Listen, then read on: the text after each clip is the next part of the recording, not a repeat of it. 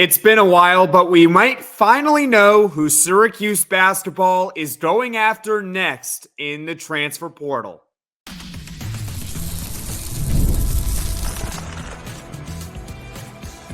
You are Locked On Syracuse, your daily podcast on the Syracuse Orange. Part of the Locked On Podcast Network, your team every day. Hello, everyone, and welcome into Locked On Syracuse. I'm Jackson Holzer, and thank you for making us your first listen of every single day here on the Locked On Podcast Network. We're your team every day, and we're free and available wherever you get your podcasts. And on today's show, it appears that we finally might know who Syracuse basketball is going after in the transfer portal, and that is Lucas Taylor, a shooting guard from Georgia State. There is a little bit of a connection that we found out yesterday, and it was actually after I had already recorded the podcast with Neil Adler, so now I could talk about Lucas Taylor on today's podcast and who he really is, because I'm sure many of you guys don't know who he is, but that's why I'm here. Who is he? Why it could be a good thing for Syracuse, and some question marks with the fit as well, and how it would work with him in the rotation on today's show. Today's episode is brought to you by FanDuel. Make every moment more. Right now, new customers get $150 in bonus bets with any winning $5 bet. That's $150 with any winning $5 bet. Visit FanDuel.com/locked-on to get started. So, how did this rumor of Lucas Taylor to Syracuse come to be? Well, it was last night, and all of a sudden, we get word on Twitter that Naheem McLeod, Syracuse's best recruiter, posted an Instagram story with Lucas Taylor on it. And then Lucas Taylor himself reposted the story. So there's the connection right there. There's no word on any visits that have been scheduled or if there's already been a visit, because if you recall with Jaquan Carlos, we knew that Syracuse had publicly reached out, but we didn't know that he had actually visited campus until he committed, and we saw the photos with him already on campus. So doesn't mean that he hasn't already visited, or if there aren't any visits in the works. We just don't know. It's kind of a similar deal with what happened with Ken Evans, and I know nothing really came of that, but we learned that Syracuse had, in fact, reached out to Ken Evans because Naheem McLeod had shared an Instagram story or whatever of Ken Evans in it. So that's how we found out, and it was confirmed. So I'm going to assume that Syracuse basketball and Lucas Taylor is legit, and there's at least some interest in that regard. Now, who is Lucas Taylor? Well, he is a 6'5" shooting guard from Georgia State. As I mentioned, he's going into his fourth year of college. He is a top 200 transfer overall on 24/7 Sports. And On3 is a little bit lower on him. They have him as only a 3-star there. He spent his first 2 seasons at Wake Forest, and he only played 7 minutes a night in 27 total games in 2 years. So he was just a depth piece. He was just depth. He wasn't really much in the rotation, only 4 total starts. He is from that area for what it's worth. He's from Wake Forest, so hometown kid, goes to the team, doesn't really succeed, goes to Georgia State where he kind of blossomed. He had 15 points per game, 3 rebounds, 2 assists. He was 41% from the field, but 35% from the three-point line and nearly 80% from the free throw line. He led his team in scoring at Georgia State and started nearly every single game for them last season. So this is someone who took a step by going against, let's just call it what it is. He was not facing as steep of competition as he was in the ACC at Georgia State, so he takes a leap. He leads his team in scoring.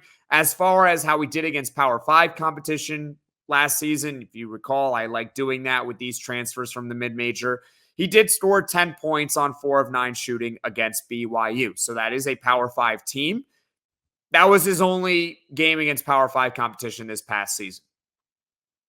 That's it. So it's 10 points on 4 of 9 shooting against BYU. That was a tournament team. Not bad. What are his strengths? Well, he shot 55% at the rim and he can play above the rim. So what do I mean by that? Well, he's athletic. He's not afraid to get to the hole and throw one down on you. If you watch any of his highlights, you'll see him do that. He does shoot the three ball pretty well at 35%, but what really catches my eye on him is that he's really good at shooting from long range. It's one thing to shoot a three ball. It's another if you can shoot from 25 plus feet. It really makes the defense have to go up on you, and it spaces the floor just a little bit more.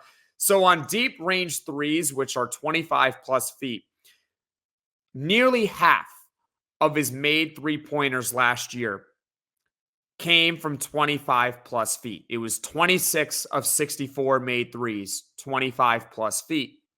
It means he can shoot basically from anywhere on the floor if you get a guy like him. He's also someone that can create his own shot.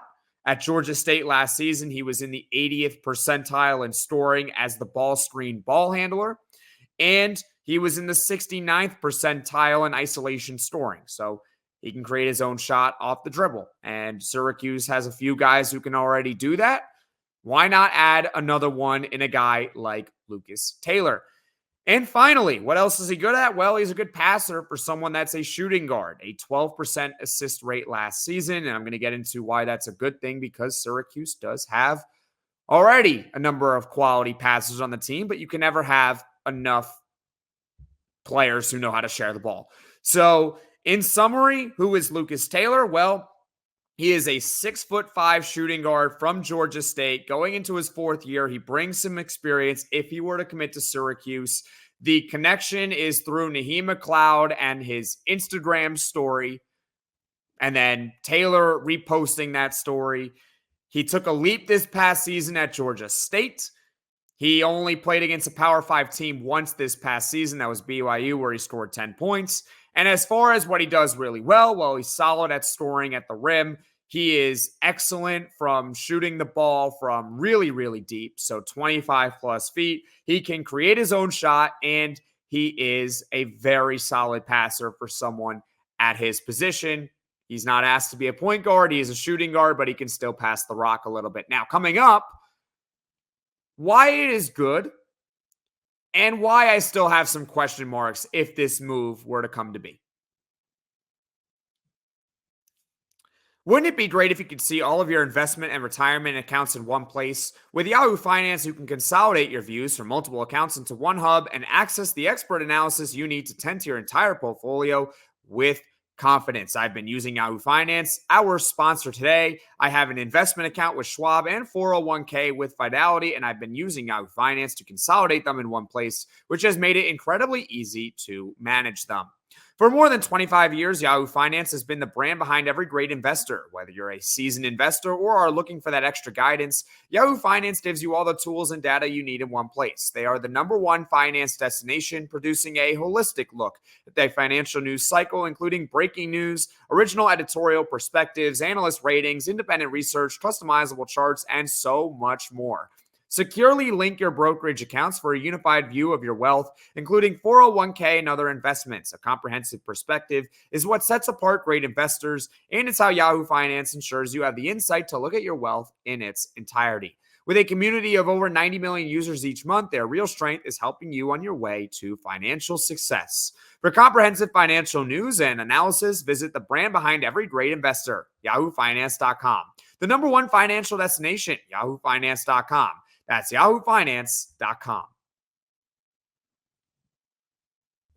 Are you watching Fox Sports or ESPN on your TV all day? Have to turn down the volume with all that shouting? Make the switch to Locked On Sports today, a free 24/7 sports streaming channel program for you every day to bring you the biggest stories without all the streaming. Locked On Sports Today brings you can't-miss analysis, opinions, and news, streaming 24/7 on YouTube or the free Amazon Fire TV channels app. Part of the Locked On Podcast Network, your team every day. Welcome back, everyone, into Locked On Syracuse. I'm Jackson Holzer, and on today's show, we're going over Lucas Taylor and whether it might be a good or a bad fit for Syracuse next season. We talked about, who he is already here, and if you haven't yet checked it out, then you can click the link below in the description where you have the timestamp when I described who he is. Now, why is it good and why is it bad? for Lucas Taylor? Well, for starters, it's good because he would give Syracuse an experienced backup shooting guard that's athletic. What this does is it means that you don't need to rely on Elijah Moore being good right away. Because if you look at the two-guard depth chart, you have J.J. Starling as the starting two, and that's not going to change if Lucas Taylor were to come to Syracuse. And then you have Elijah Moore, who I've talked about so many times here on this podcast, that he is someone who his role is primarily dependent on whether he's going to be able to shoot the ball in year one or not. If he can't shoot, he's not going to play. But if he can shoot, he's certainly going to play. So Lucas Taylor is giving you someone that's more experienced, and you have a little bit more insurance on Elijah Moore. So that's why it's good. Another reason why it's good is he gives Syracuse another shooter. We've talked about here on this podcast how Syracuse doesn't look like they have enough shooting on their team. They've done a great job addressing some things this offseason, like getting that additional size that they really needed. But as far as the shooting, not so much. They need another player that can shoot. And I told you that he shot 35% at Georgia State last season. What I didn't tell you is that Wake Forest in 2023, he only played 12 games. But in those 12 games, he shot 20 3-pointers. So almost two 3-pointers a game in those 12 contests at Wake Forest. And he was 40%. He was 40% 2 years ago at Wake Forest. And I know it's not a big sample. I understand that. But within the sample, it was good. And then he goes to Georgia State on more volume, and he was a pretty solid 3-point shooter there. And on top of that, he could shoot from 25 plus feet, which spaces the floor that much more. So you're getting someone who can really shoot. And the third thing of why this is good is because he can pass the ball really well. And Syracuse has a number of players already on the team that can do it. Jaquan Carlos, Chance Westry, Eddie Lampkin is a very underrated passer, and we're going to find out pretty quickly how much we like him in that regard. Why not get a fourth? Why not get a fourth player who can really pass? Because last season, how many guys did they really have on the team that could distribute the ball? That can really distribute. Yeah, Judah Mintz was high in assists in the conference, but he wasn't really known as a distributor of the basketball. It seems like if you were to get a guy like Lucas Taylor, you're going to have a more balanced offense next season because you would already have 4 players that are excellent passers. So that's the 3 reasons why I think it's good. He gives experience, obviously, going into his 4th year in college, another shooter on the team, and another excellent passer on the team. But there are a couple questions. There are a couple questions when it comes with Lucas Taylor and why I'm not 100% sold on the move, and this being the last thing that Syracuse basketball needs to do. Okay, because they have 3 open scholarships remaining. I don't think this is the end if you were to get him. Was his improvement last season more because of the competition or because he actually just got better? In 2 seasons at Wake Forest, he averaged 1 point per game, and then he goes to Georgia State, and to his credit, he blossoms and averages nearly 15 points per game. I'm not taking anything away from him, but the big question mark there is, all right, so you struggled at Wake Forest, an ACC team. You do really well at Georgia State in your 3rd year, and then you're going to go back into the ACC at Syracuse. Which Lucas Taylor are we going to get?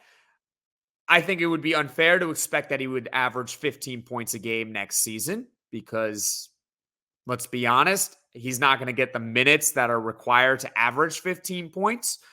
But you're hoping if you were to get a guy like Lucas Taylor there, he can give you 7 to 8 a game. And I know it doesn't sound like a lot, but a rotation piece that's going to be probably the 8th or 9th man on the team, if you can get 8 to 9 or 7 to 8 points from him, that's pretty good. So which Lucas Taylor are we getting if he were to commit to Syracuse? The next question I have is, does he really fill a need? Does he really fill a need for this team? I told you that he can pass the ball really well and he can shoot. And I'm not saying we turn down players that can shoot. And if Lucas Taylor wants to commit, I'm not saying we turn him down. But does he really solve a need? Yes, we don't have to rely on Elijah Moore as much, but he's still the backup 2 guard as of right now. And I'm kind of comfortable with that. But I think Syracuse could use a point guard a little bit more. That's just my opinion. I think they need a point guard a little bit more because right now, when you look at their point guard depth, and I'll talk about it in the fit in the rotation in later on, but it's Jaquan Carlos as the starting point guard, and then the backup is Kyle Cuff. And I'm lower on Kyle Cuff than it appears than anyone else. I'm not a huge fan of Kyle Cuff. He was not a big recruit at Kansas. I know he went to Kansas. He was a 3-star recruit at Kansas. Yes, they do recruit those type of players too over there. Didn't do much, and then comes to Syracuse last year, and I didn't really see much from him other than occasionally playing solid defense. And he's the backup point guard as of right now to Jaquan Carlos, who I like, who would be probably best served as a backup point guard. Lucas Taylor is not a point guard, and you're not going to ask him to play point guard. So does he really fill a need for this team when you have J.J. Starling as the shooting guard and you also have Elijah Moore? Those are the 2 questions I have for him. Was his improvement based on the competition or that he actually just got better? And does he really fill a need for Syracuse basketball next season? Having said that, having said the good and the bad with him, I would obviously support this move. I think it would be pretty solid. The fact that he can shoot is good. The fact that he can pass is good. He can probably provide you a little bit of scoring. You just hope you're splitting the difference between the guy that was at Wake Forest and the guy that was at Georgia State. So that's why I say 7 to 8 points per game would be pretty solid. Now, coming up, how would Lucas Taylor fit into the rotation? It's winner take all time in the NBA and NHL, and FanDuel is giving you a shot to bring home a big win of your own. Right now, new customers get $150 in bonus bets with any winning $5 bet. That's $150 to bet on spreads, money lines, player props, and more. And Syracuse football fans, this one's for you. Syracuse right now on FanDuel is plus 4,500 to win the ACC. And if you're one of those folks that has the Orange winning 10 plus games, this is a bet that I highly encourage you to take because you probably have to win at least 10 games to win your conference. So you might as well double down on your take that Syracuse is going to win 10 games by putting some money on Syracuse to win the ACC at plus 4,500. All you got to do is visit FanDuel.com/lockedon and make every playoff shot count. FanDuel, America's #1 sportsbook. Locked On has launched the first ever national sports 24/7 streaming channel on YouTube, and now it's also available on Amazon Fire TV in the free Fire TV channels app. Locked On Sports Today is here for you 24/7, covering the top sports stories of the day with the local experts of Locked On, plus our national shows covering every league. Find Locked On Sports Today now available on the free Fire TV channels app. Welcome back, everyone, into Locked On Syracuse. I'm Jackson Holzer, and we're going over Lucas Taylor, who he is, why it could be a good fit, why it might not so much be a good fit, and now it's time to examine how it would work with him in the rotation if he were to commit to Syracuse. And just a refresher on who Lucas Taylor is, he is a 6'5" shooting guard from Georgia State. He averaged 15 points a game there this past season. It led his team in scoring, and the connection is through Naheem McLeod posting an Instagram story of Lucas Taylor, and then Lucas Taylor reposting that Instagram story. So that probably means that Syracuse basketball has at least inquired about Lucas Taylor, because I don't know why else Naheem McLeod would be posting about him. Syracuse has probably reached out. So how would it work with him on the team? As far as the rotation, obviously he is a shooting guard, so we're going to look more over there. The current guards on the roster right now, the point guards are Jaquan Carlos and Kyle Cuff. Not great. The shooting guards are J.J. Starling and Elijah Moore. A little bit better. Love J.J. Starling. I think he's going to have a better year than he had last year. And last year, he didn't even really have that bad of a year. He just had a bad first half of the season. And then Elijah Moore is a solid 4-star recruit. You just hope he's hitting his shot in year one. And then I didn't say this guy intentionally, but then there's Chance Westry, who can play the 1 through the 3. So as far as where Lucas Taylor fits into the current guard rotation, they have 5 of them. He slots into me as the backup shooting guard. So he would probably take the place of Elijah Moore. I just think that with Lucas Taylor, you're getting more certainty, even though I do have that question as to whether or not his improvement was due to him being at Georgia State and playing lesser competition. But I still think it's fair to assume that he's better than Elijah Moore right now.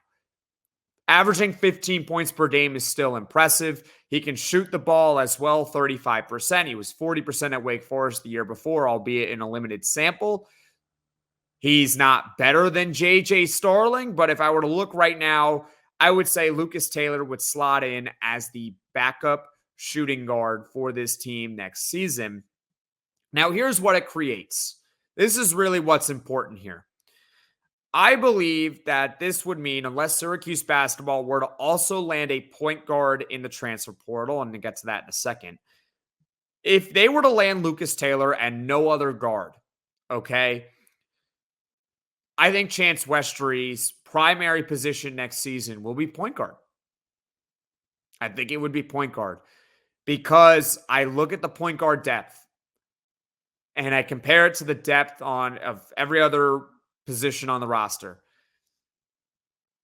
It's Jake, Juan Carlos, and Kyle Cuff. It's just not good enough. So I think Chance Westry, someone that is known for being a very good passer. He was one in high school, and then Naheem McLeod said it on the No Destination podcast that he's a really good passer. I think that if they land Lucas Taylor and they don't land another point guard, that Chance Westry and his primary position will be point guard for next season. That's what this creates. So I would obviously support the move, as I said, of Lucas Taylor joining Syracuse basketball next season. I think it would work really, really well because it gives them an experienced backup shooting guard. He probably would play, really depends on the night, but you could see ranges of between 5 and 20 minutes. It's a big range. It could be one of those situations where if he is on his game and he's playing well and maybe J.J. Starling's in a little bit of foul trouble, Lucas Taylor sees a little bit more action. But if he's struggling, then he probably doesn't see the floor as much. I could also see him get a little bit of action at small forward, considering that they only have Chris Bell there. So perhaps Lucas Taylor plays a little bit of small forward. But what it really does is it means that Chance Westry and his primary position is going to be point guard next season. That's what happens if they were to land Lucas Taylor and nobody else. Having said that, I like the move. And I keep saying I like the move if it were to happen. As far as what they would need, because we went over the rotation a little, but as far as what Syracuse basketball would still need, still a third string center would be nice. I think it's more of a luxury, but that would be very nice to land a third string center, someone who could play the Peter Carey, Munir Hima role. Maybe you can get William Patterson to come back. Who knows?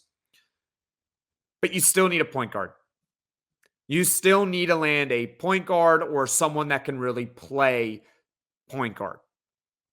Because if you were to land Lucas Taylor and then you land another point guard / combo guard, then Chance Westry can also play the 3.